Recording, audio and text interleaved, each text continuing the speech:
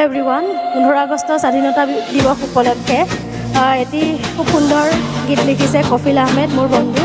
music কৰিছে বহুত ধুনীয়াকৈ আৰু গীতটি গাবলৈ চেষ্টা কৰিছোঁ আপোনালোকে পাব গীতটি আৰু 15 আগষ্টত নিশ্চয় শুনিব বুলি আশা থাকিল আৰু এতিয়া মানে ৰিহাৰ্চেলহে কৰি আছোঁ এতিয়াও ফাইনেলি ৰেকৰ্ডিং হোৱা নাই গতিকে সকলোৱে গীতটি শ্বেয়াৰ কৰিব যিমান পাৰে সহযোগ কৰিব